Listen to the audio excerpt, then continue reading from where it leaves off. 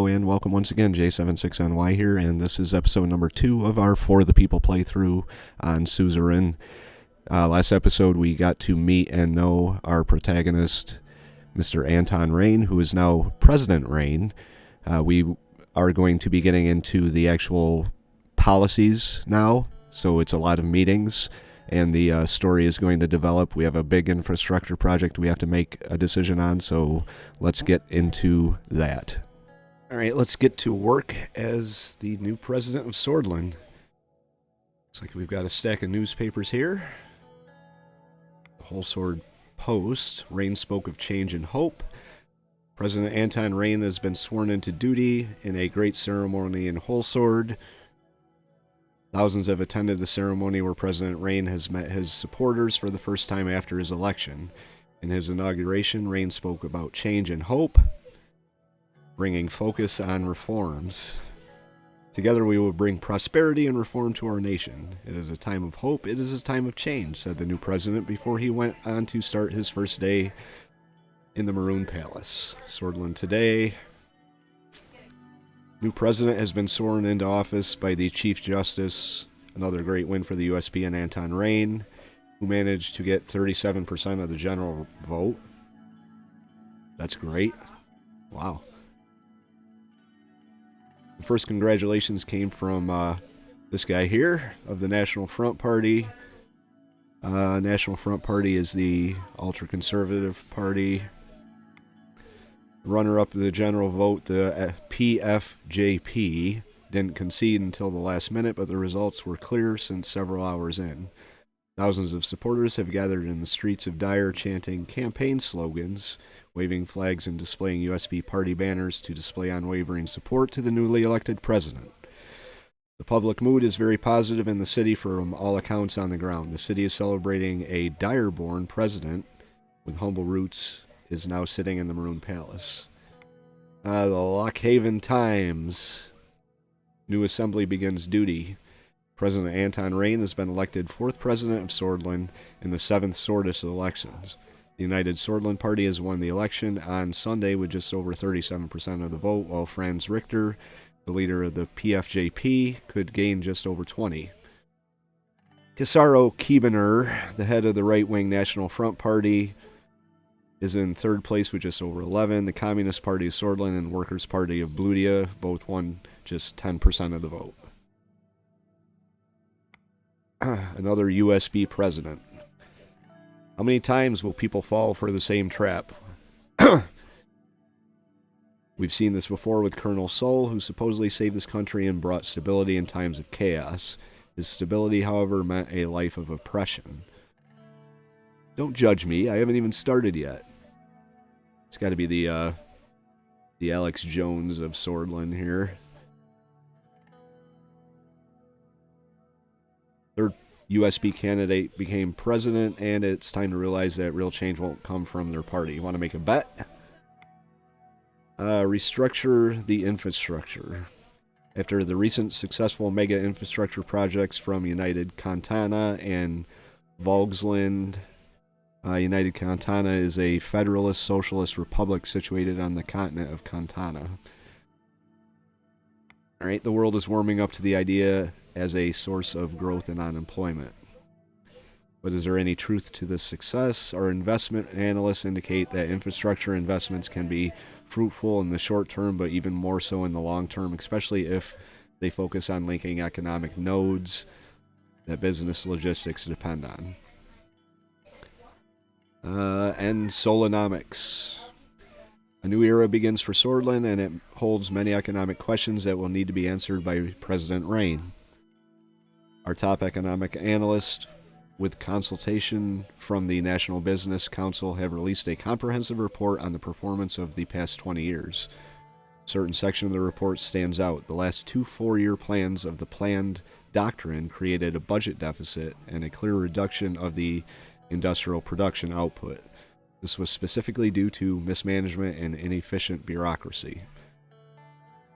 The year-on-year growth, budget balance, and production index values indicate that the 2 most productive consecutive years had been when the privatization program of Alfonso began in 1949. Our editorial team, with the help of experts like Mikhail Avon and Edith Agnock, have come to the conclusion that the recession was not actually caused by Ewald Alfonso's bold privatization programs, but by the drastic obstruction of state executives hindering the plan. That's believable. President Rayne must take the advice of planned economy proponents around him with a pinch of salt. Otherwise, he could find himself in the same spot as Tarkin Sol in the mid-40s. Okay. Let's see what we have here. Read the report from Lockhaven. The port of Lockhaven loses importance. Latest marine traffic report shows that the port of Lockhaven is no longer the busiest of the Maricopa continent, falling behind to the 3rd position. While this is a negative indicator for our administration, Lockhaven still has the potential to shining in as a major trading center. The port of Lockhaven is the largest port in Swordland and holds enormous importance for the economy, particularly as the main distribution center linking the capital and inner parts of Swordland to the rest of the world, which I tend to agree with. If you take a look at the moves China has been making in our real world with their ports, they've got some of the largest ports in the world now. I think something like 80% of all internationally traded goods at some point passes through a Chinese port. Major port city will hopefully keep supporting a possible economic upturn in the entire country if investment projects succeed. Okay. Arvery. Lack of investment in Arvery. The mayor of Arvery, Eric Neal, reports a lack of adequate infrastructure around Arvery, which seriously undermines the attractiveness of Arvery's investment climate. Foreign investors, particularly from Agnolia, are becoming hesitant to invest in the city. Meanwhile, according to data published by the National Business Council, around 19% of the company's total expenditures in Agland, is absorbed by logistic costs, while in pure regions, this figure is below 10%.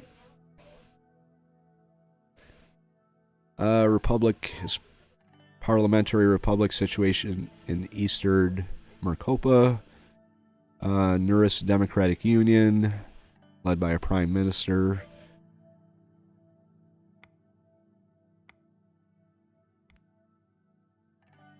Low production in Agland. The report calls attention to the alarmingly low level of productivity growth in the region of Agland, where there are also high rates of food insecurity, malnutrition, and rural poverty in inner parts of the region. Something to keep in mind. Okay, here's this. Congratulations from President Smolak. Thank you, Mr. President. Congratulations from Prime Minister Alvarez.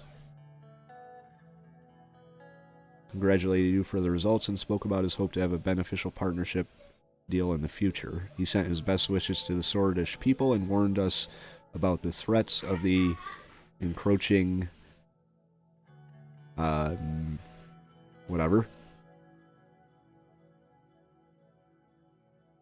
no doubt what they're all about. So they warned us about commies. Okay. Gotta watch them commies. So this guy from Wayland and Lesbia send their thanks. Doesn't look like anyone else has. Oh, here we go. Congratulations from Prime Minister Van Horten.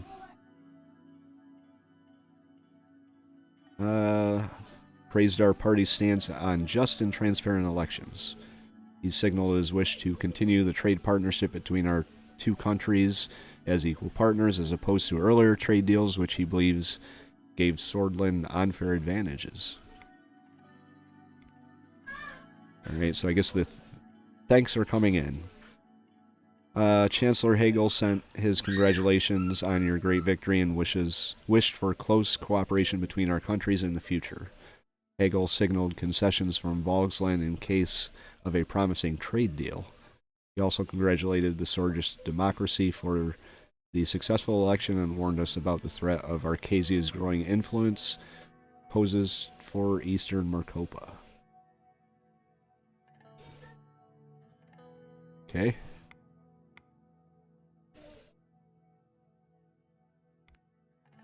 Oh, look at this. Read the report from Wholesword. The mayor of Wholesword reports that the rising population and fast urban expansion has resulted in high levels of congestion in city traffic. The logistics report underlines increased traffic and slow transportation routes as the biggest problem of the capital. The mayor also reports that the absence of a well-designed large land-based logistics center where all transporters come together is one of the greatest problems for domestic transporters. Because Wholesword is a big metropolis, transporters are scattered all over Wholesword, having established such centers in 10 different districts. General staff gathers. The general staff convened right after the election to congratulate our victory.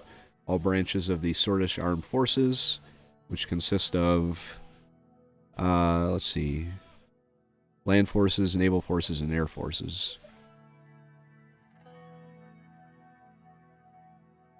Sordish military perceives itself as the guardian of soulism, which may cause problems in the future. The chief of the armed forces, Vulcan Kruger, made a public press statement highlighting the increased chance of military confrontation in eastern Mercopa and requested support to strengthen the military. Alright, briefing on the current political situation or briefing on the current economic situation. Now let's go for the economic situation. Alright.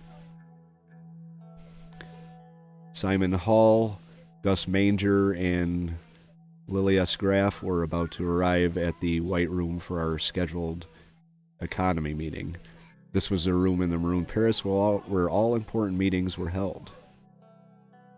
So, Minister of the Interior, Minister of Rural Development, and Minister of the Economy. Two assistants arrived first carrying a heavy projector. They stood with it by the door waiting for the ministers to enter. From the hallway I heard Lilius Graff's voice. She was using a patient, almost motherly tone she often took in heated arguments. Gus, do you really think that such an economic advance area is more in need of investment than Agneland? Lilius, my interior minister, strode in. She was clad in shades of brown and beige, the only spot of color a bright yellow Nereus star on her necklace. Gus followed closely behind. Don't be an idiot, Lilius. What about the unemployment crisis the greater Wholesword and Gelsland regions are going through? These areas are our economic heartland. Gus curled his hands into fists. The Minister of Agriculture and Rural Development's temper hadn't changed since his days in the Alfonso administration, but neither had his reputation for getting things done. His far-reaching network of connections was unlike any other. So he's Peter Baelish, or that bald guy, Varys. There we go. Managed to throw some Game of Thrones into Swordland here. Simon Hull quickly stepped between the two ministers without looking at either of them. He cleared his throat. Morning, Mr. President. What's this debate about, or good morning? Well, I'm kind of curious what they're talking about. Just a disagreement in internal economic strategy, Mr. Rayne. Not sure if I would call it just a disagreement, Lilius. Let's begin the presentation and ask her to... We could ask her to explain or ask Gus.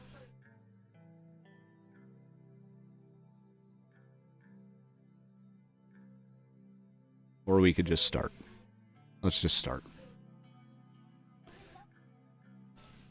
Yes, I will move forward with my presentation if no one objects. Please, go ahead. Simon pulled a silk handkerchief out of his pocket and briefly wiped his glasses. My staff and I have comprehensively analyzed every aspect of... He was interrupted by a groan from one of the assistants by the door, both of whom were now visibly struggling to hold up the heavy projector. Okay, so we forgot about the two lackeys in the corner holding up the projector. He pointed below the painting of President Sol. The assistant placed the projector next to the table and installed a white screen on the wall. Leave now, I mean. Thank you, and please leave now. Okay, Dick. The assistants left the cabinet room. I was reminded that Simon had never quite had a way with people, but his faculty with numbers had made him the most sought-after economic specialist in Swordland. Simon started looking for his slides. He always carried documentation around with him. I could show my impatience or patiently wait.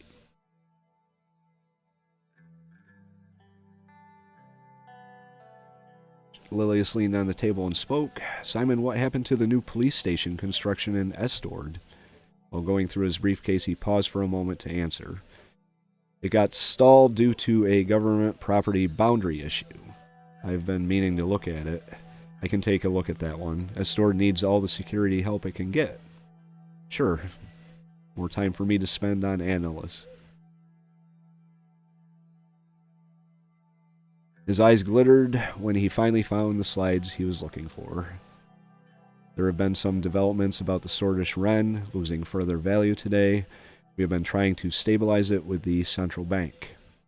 The recession of '51 put enormous pressure on the economy, resulting in the collapse of the value of our currency. The entire situation was a significant cause of concern for our administration. What would you like to know about the current economic situation? What's our GDP and debt situation? What is our unemployment and inflation rates? Or what is the status of the recession?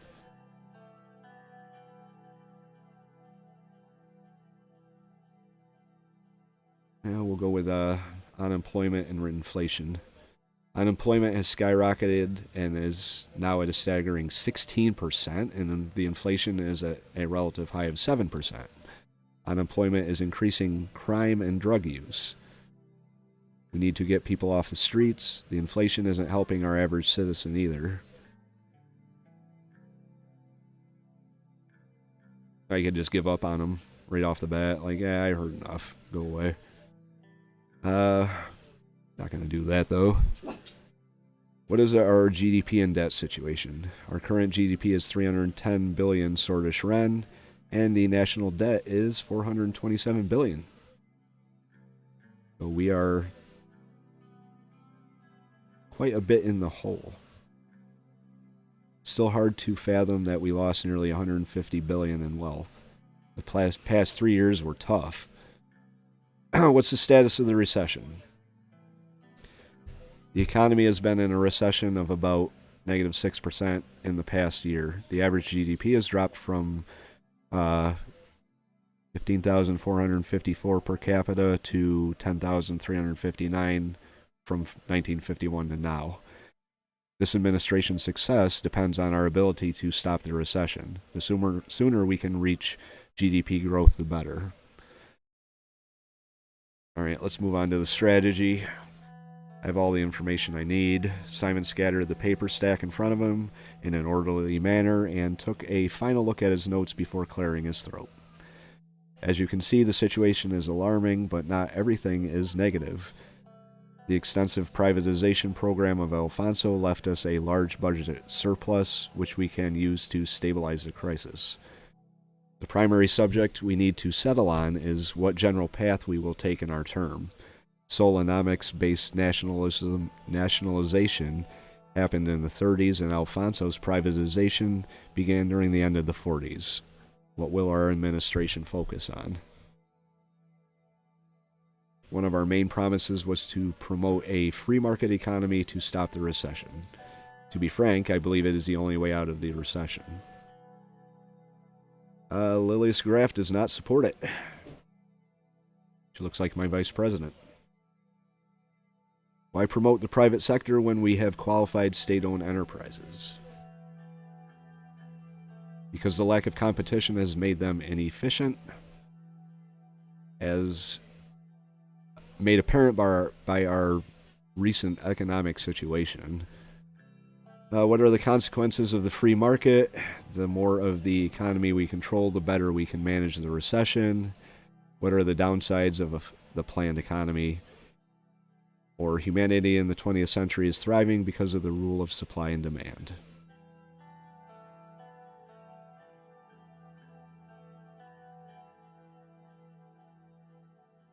Let's see what they have to say about what the consequences of a free market may be. There are not many, but one could say that we are much more likely to be influenced by the world economy. Globalization comes to Swordland. It is important to think about the subject because the upswings of the world economy will reflect good on ours too. Yes, and when the global economy crashes, we go down with it. The structural problems of Solonomics were going to lead to a recession, according to the predictions at the time anyway. Either way, even if we pick one of these doctrines, we retain the option to make economic choices on a case-by-case basis. Which I'm kind of a fan of. I don't think there's any one-size-fits-all solutions to economic problems. That is, however, not recommended in my point of view. The last thing we need is a chaotic economic plan. Finally, something we can both agree on, Lilius. Love is in the air. There's another important point which has a direct impact on our economy. Superpowers. We might have won the election, but I'm still against aligning ourselves with any superpowers. Economically speaking, we are much more closer to Arcasia than United Contana, so a decision to align to the west makes more sense. Which I kind of alluded to in my inaugural address. We must be very cautious. There are schemes being devised about Swordland. We cannot give in to their wants now or in the future, otherwise our country will turn into a pawn. So Lilius Graff seems to be more of a planned economy type of person, which doesn't fit with where I want to go. And unfortunately, I don't think there's a way to fire these people and replace them with someone else. Okay, I want you to reconsider your promise to align with Arcasia. Alright, my choice. I have made a promise to the people of Swordland. I won't back down. Don't worry, I won't let Arcasia control Swordland.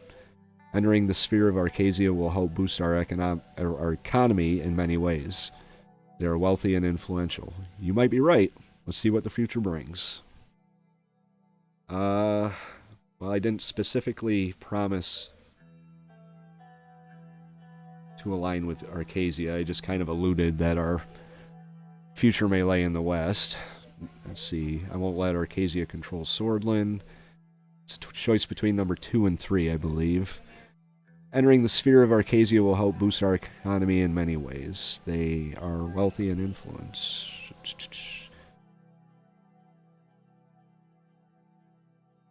She seems concerned that we may become a pawn, so we're going to try and soothe her. Control? No, Mr. President, it's simply a partnership, and a very valuable one at that. Valuable for Arcasia, maybe, not for Swordland. That is simply untrue. When the time comes, I hope you will make the right decision, for our own good. Simon cleared his throat again. Let's not get ahead of ourselves. Minister Weesey will be in charge of informing you on those type of foreign policy decisions. We must first decide on our internal economic plan. Simon put forward a legal document outlining the possibilities with both economic doctrines listed. The cabinet members looked at me. We have to thank Sol and his planned economy for the boom. It clearly shows the success of the system. Not true. Let's finish what Alfonso started with the capitalistic free market reforms. His path was going to enrich Swordland. What's on our long-term economic schedule? And would a free market focus bring us stronger allies?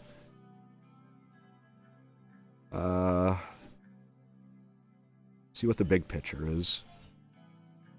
Picking a construction company, trade relations, tax reform, and privatization initiatives would be some of them. Sticking to a solid planned economy strategy will be the right call. The 5-year plans were fruitful in the past. We're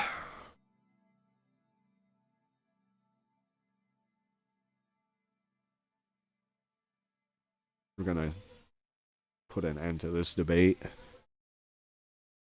Let's finish what Alfonso started with the capitalist free market reforms. His path was going to enrich Swordland. The recession was a direct result of his free market reforms. History must not note that the reason for the recession was because Ewald Alfonso was betrayed by his party. That is not true. There are plenty of time for him to do it. If you can't make change happen in 2 years, then you are at fault. Well, let's see what they say. It would make Arcasia look at our country in a more positive light. They are proponents of the free market economy. The influence Arcasia has on the world economy is extensive.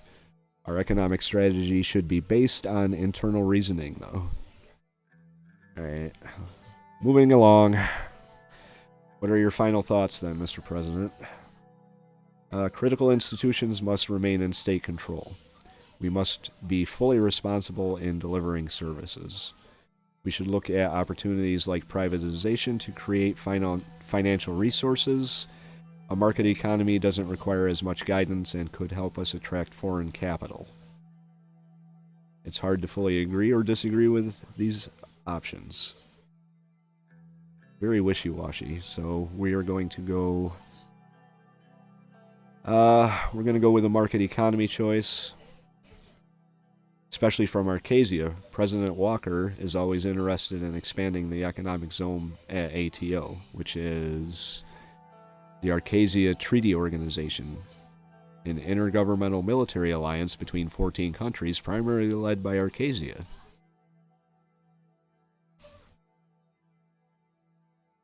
Okay.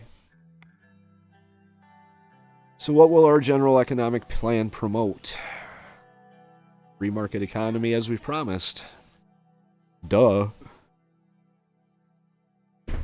I can't say that I agree with this. Well, tough. She does look kind of pissed, doesn't she? I'm going to stick with she looks like my vice president. Now that there is clarity on which direction we are heading, I will work on a good plan accordingly. This concludes our meeting. At our next gathering, we will talk about the upcoming infrastructure investment plan. Now that the economic direction was taken, the ministers dispersed for lunch at the Maroon Palace. Oh, look at all this. What do we have to do here? Briefing on the current political situation. See what some of these other things are here. Infrastructure report from Gelsword.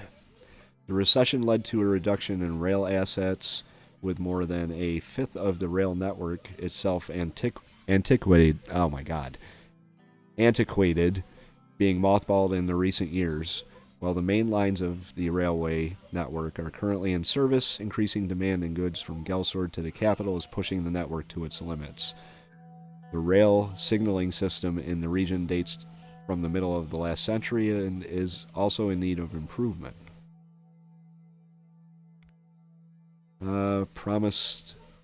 Promising agricultural growth in Sarna. For the first time in 3 years, the agricultural output of Sarna has increased. Many experts link the increased output to both a drop in temperatures and new farming practices that have been adopted in recent years. Additionally, farmers are now accessing more generous credit allowances from the government that were left over from the Alfonso administration. Alright. Invest in mega infrastructure. A decision to invest in one of 2 planned mega infrastructure projects.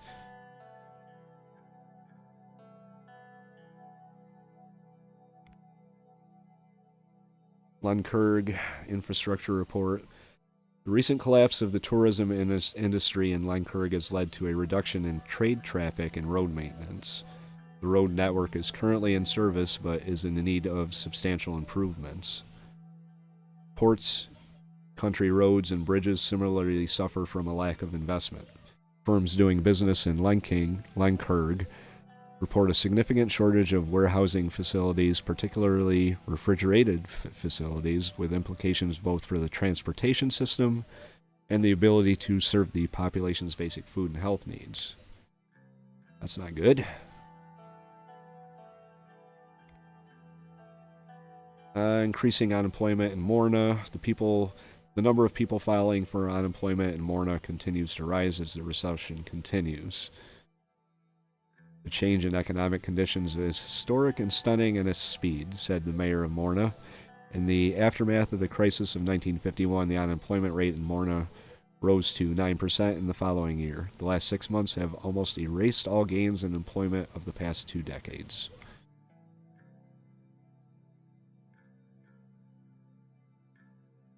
Alright, so the next meeting that we have to choose is either the briefing on the current political situation or making the decision to invest in one of 2 planned mega infrastructure projects. But we can read the newspaper for now. Alright, economic meeting held in Swordland. Contacts close to the government. Yep. That's right. Freezing temperatures recorded. The Meteorological Institute has reported the record low temperatures of -29 in the city of Suzerain. A warning for frostbite has been issued in the cities of southern Bergia.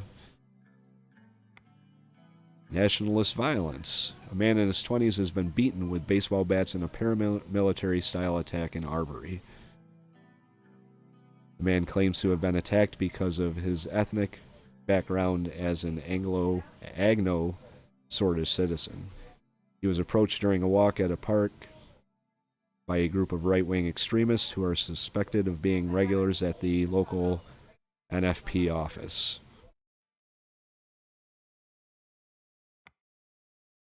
Armadine Industries pioneering electronics. A new prototype for the first pocket radio was displayed by the Arcasian electronic company's Armadine Industries in Ventry City. After 6 years of research, the engineers behind the pocket transistor radio have revealed that the material science question regarding the composites have been solved. So they made the first Walkman. CEO of Armadine, Aaron Bridges, is predicted an IPO at VCSE in the upcoming years. The president of Arcasia, Dwight Walker, praised the bright minds of Arcasian engineers following the announcement and called for further technological advancements for the military-industrial complex. So that's the news of the day.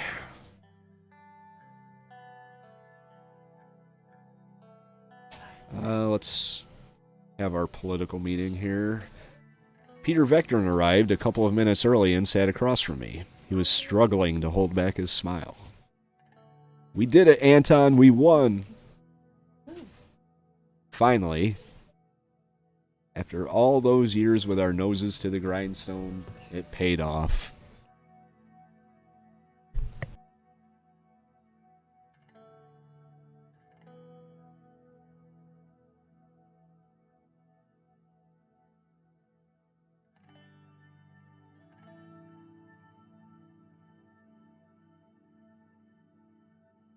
Peter's eyes sparkled. The strain of the past months had put a damper on his usual rakish charm, but today he was looking and acting more like his old self.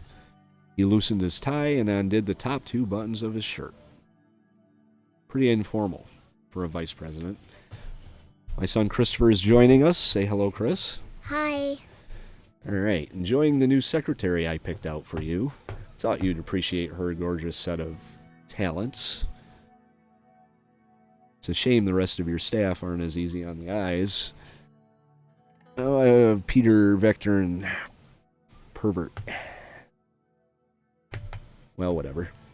To each his own, right? I am a happily married man. He gestured to the slight paunch that protruded over my waistband. But hey, back in university, did you ever imagine we would be sitting here in the Maroon Palace? We have to celebrate this great victory. All right. Let's celebrate then. I got my hands on something special for us. An Earl Maroon 30-year-old. Yeah. Daddy has problems with words sometime, Chris. We will celebrate at the inaugural ball. Just hang in there until evening. This is not the time to celebrate, Peter. We have work to do. You got that one right. It is maroon. Yeah, I got the maroon part right. Yeah. So Earlery maroon. We'll go with that. And seeing as I'm going to be playing President Rayne as kind of a drinker, we're going to go have a drink. Let's celebrate then. I opened the expensive bottle of whiskey and poured it into 2 glasses. I prepared. Nope, don't be pushing buttons. The exquisite smell filled the room immediately, so I'm going to be drinking whiskey during our political meeting here. The 1924, that was my freshman year. Also the year after the revolution. Very difficult times, to be honest, but this smells like heaven. The future awaits, Peter. Screw 1924. It is tainting this moment. Let's look ahead, not behind. Toast. I raised my glass and toasted with Peter before smelling the whiskey and taking a sip. The sweet vanilla tone combined with an oaky taste developed into a lingering smokiness. Peter really seemed to be enjoying himself. What did you say? Toast. Toast. A toast is something you do, like, when you raise a glass. Like that, Clink. There you go. What a taste. This is how we should start all meetings, Anton. We wouldn't get much done. Remember the last administration? We could, but maybe we shouldn't. Maybe not. But thanks for the drink. This was really amazing. The door swung open and Lucien Galland, that's that guy, my chief strategist, walked in. He was a compact man with sharp bird-like features. After briefly surveying the room from wall to wall, he sat down, poured a glass of water, and opened his briefcase in a series of quick, graceful moments.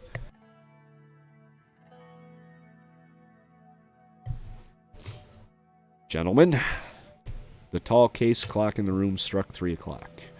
Damn, you're exactly on time. Hello, Peter. Lucien then turned towards me. He very slightly bowed his head. Let's see. Let's not waste any time. Get on with the business at hand. We'll ask him how he is. I'm ready and able, sir. Don't push any buttons, Chris. Lucien spoke in soft clipped tones that immediately drew your attention towards what he had to say. Peter and I waited for him to proceed. Let's start by evaluating our current situation. The majority of the Swordfish people demand change. They are more concerned about the economy than the Constitution, but they blame the system for their problems. People are losing their trust in our democracy. Why do you think radicals like Bernard Circus are becoming more popular? Everyone is expecting us to bring that change. The last government did not.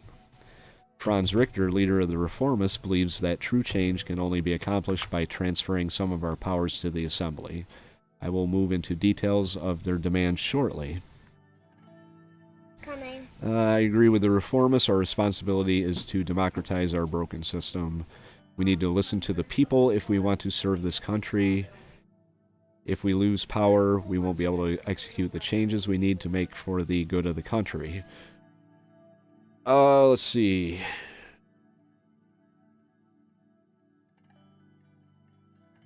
Let's listen to the people. That's exactly what we campaigned for. A true change that will move the country forward. We will need many allies against the old guard in the government. Mr. Richter managed to persuade many members of the Assembly to give their support for drafting a new constitution. Reformist politicians are quickly increasing in number. While the reformist wing inside our party is still a minority, they could have a tripartisan majority in the Assembly, especially if they unite under Franz Richter. USP reformists aren't wrong to agree that we need change, but we should be in charge. Mr. Richter could be a potential ally in our goal to maintain a majority in the Assembly. Our party must fall in line with our position. We can't have a strong divide. I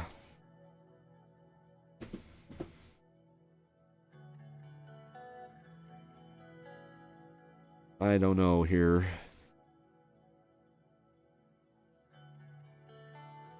I don't really want to alienate the reformists right now. We may need them later. Our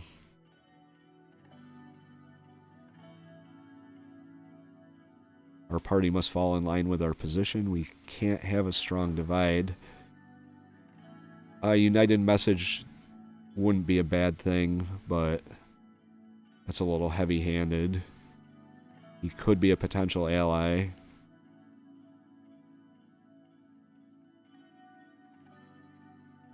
They're right, but we're calling the shots. I'm going to go with this one.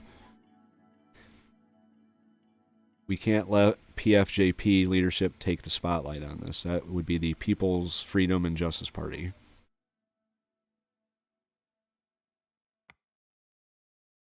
The reformist demands are clear. They want to limit the president's veto powers, ensure that the Supreme Court is independent, and take away the court's right to vote on constitutional amendments. Not sure why a Supreme Court would vote on constitutional amendments, not being an elected body, but in a way they do have a vote. They could, if someone brings a case, they can rule on it in opposition to what the legislature voted. I support the reformists. We need proper balance of power in this country. We must listen to their demands, otherwise we are no different than the previous administrations. I won't allow them to influence me. We will shape our own future.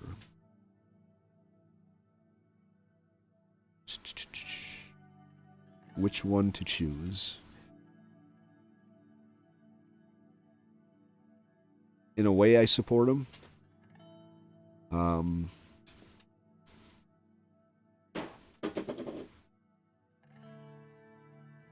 That's kind of a neutral answer there. We'll go with that one. I don't want to state my support for the reformist or tell them to go pound sand, so... we can't ignore the winds of change, after all, says Peter Vectorn, pouring himself another whiskey. The old guard will do its best to preserve the Constitution. Chief Justice Hawker and his allied judges have a great influence over the Supreme Court, which will be tough to break. The court also has the final say over constitutional legislation. Without their approval, we cannot even change it. That doesn't seem right. I don't like that. Can we go back up here? Let's see. Reformist demands are clear. Limit the president's veto power. Ensure that the Supreme Court is independent and take away the court's rights to vote on constitutional amendments. That may be the way to go, to be honest with you. I don't really think that in a split system of government like this or something similar, the court should have a vote on legislation. Alright, we'll need a comprehensive bill to balance the power structure more fairly. We must break the power of the Supreme Court one way or another. I'd rather not go against them. The risks are too high. Alright, well I just stated my position, so that one lines up best. I agree. They have too much power over Swordfish politics. Thanks. We need to take away their vote in constitutional legislation. It is absurd that they get to vote on bills when they aren't even elected. I agree 100%, Mr. Vice President. I think my dog just told me it's time to eat dinner. Looks like we have many challenges ahead. We cannot allow obstructionists to exist. We cannot underestimate the situation. Okay. We can figure it out. Our party still holds 130 out of 250 seats in the Assembly. We've got the power. However, the the Constitution. To reform the Constitution, we must receive a 2/3 majority in the Grand National Assembly, which is 166 votes, and a simple majority in the Supreme Court that equates to 6 votes. That might not be a problem.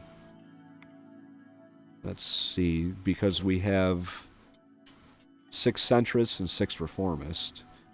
So we could call on the combined votes of these two groups to overrule the old guard, if need be.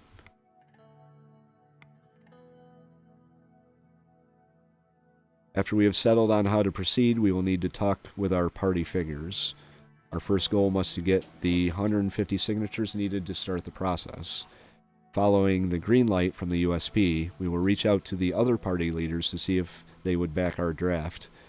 The last step is to convince the justices of the court. The entire process will take a long time, but we must start working with a reform committee to evaluate all possibilities for a new constitution as soon as possible. We will write a more democratic constitution with the reformist. The new constitution should give the president wide-ranging powers to lead Swordland into the future. We could work with the old guard to protect our existing extensive power. I think this is kind of an obvious choice. That's what we've been preparing for internally. Don't forget that promise is what got us elected. The key thing here will be strengthening the power of the assembly, which we already lead with a majority. Peter nodded in agreement. The division of power needs to be rebalanced for a better Swordland. According to the initial draft we made with the reformist, there are 2 changes to the Constitution that are not open for discussion. First, the Supreme Court will no longer vote on constitutional amendments. Second, the President's absolute veto will be taken away. This can be replaced with a limited veto system by fixing the current loopholes. Let's see, I have no problem with these clauses. Let's work with a reformist, or I'd rather not include either of these points. I kind of want to put a damper on the power of the Supreme Court, so we'll go with this one. We will form a reform committee together with all parties and start reaching out to all the stakeholders in the Assembly and the court for a new constitution. By later in the year, we should have an idea of the reform content and what the other parties want. Lucian took notes. Another important point, we must be aware of Lothberg Group. The oligarchs convene under this organization to influence economic policies. Conrath led it for a long time before falling ill. The new leader is Mr. Walter Tusk. And the Lothberg Group is a private non-governmental organization which assesses the economic condition of Swordland and the globe. The meetings are held in secret, so it's the Bilderbergs, basically. Walter Tusk is a millionaire businessman, investor, and the current spokesman of the Lothberg. He owns Economist Group, which publishes the well-known newspaper The Economist.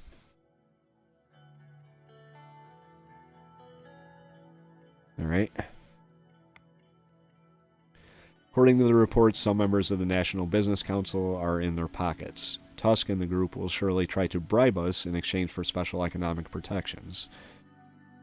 I want to work with them anyway. The new administration will be open to talks with businessmen. I won't be bought. It won't happen. I will enter a dialogue with them eventually. We need to be diplomatic. We won't let these privileged, greedy, snobby capitalists run the country.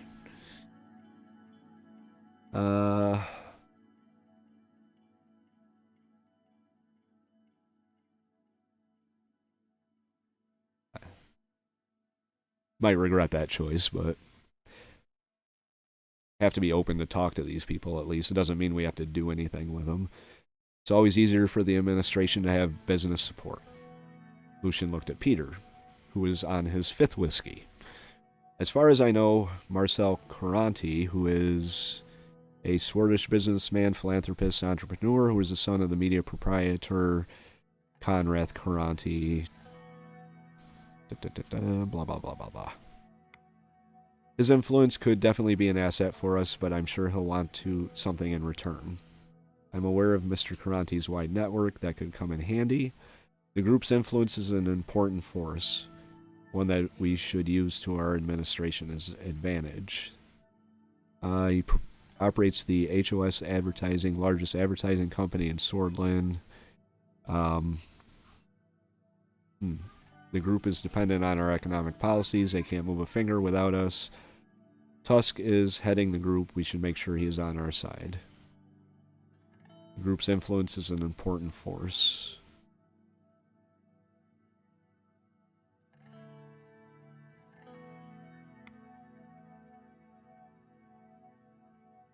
If we can get them to side with us, it all depends on what benefits we can offer and what the leader wants.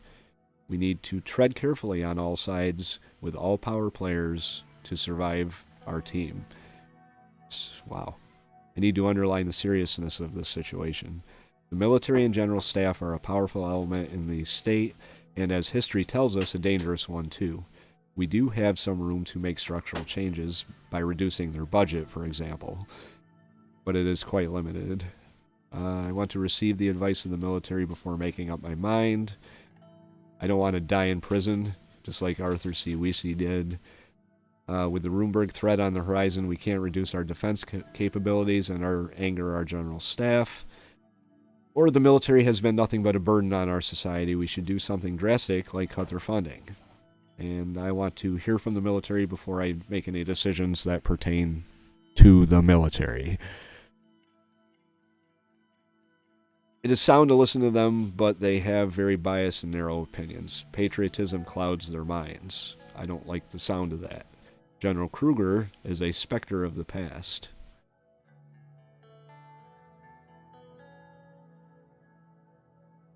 Alright, so he is the chief of the Swordish Armed Forces.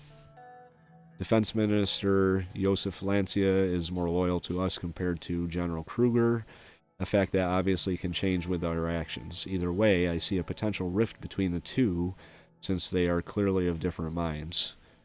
Oh, look at that bulldog! Swordish National Security Professional, who serves as the Minister of Defense and Security of Swordland, has been a member of the USP since its formation in 1929. Inspector General of the Army, directly under Chief of Staff of the Swordish Army, captain during the Swordland Civil War and served under the command of Colonel Tarkin Sol.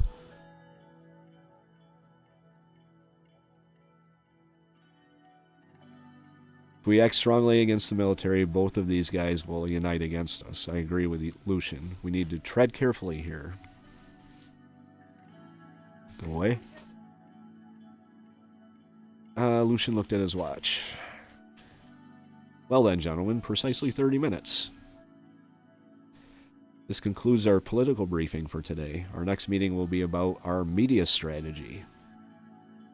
Talk to you soon, sir. Keep in touch. See you both at the next meeting. Lucian and Peter bid their farewells and left. Alright, that's going to do it for episode 2 of our For the People playthrough on Suzerain. If you like the episode, hit that like button. It'll help the channel out a little bit. If you would like to follow along here on YouTube, hit the subscribe button, and you can come along with us. If you'd like to take part in the Shaping a Swordland, I am live streaming this Saturdays or Sundays between 2 and 5 Eastern Standard Time, so head on over to Twitch and you can participate. Interested to know what you guys think about the series so far, so leave your thoughts in the comments below. I hope you guys are liking it. There's a lot of reading. We got to set our political and economic policies. Next episode, we are going to be taking on our first major infrastructure project, so that's pretty exciting. J76NY saying thank you very much for watching, and have yourself a very, very exciting day.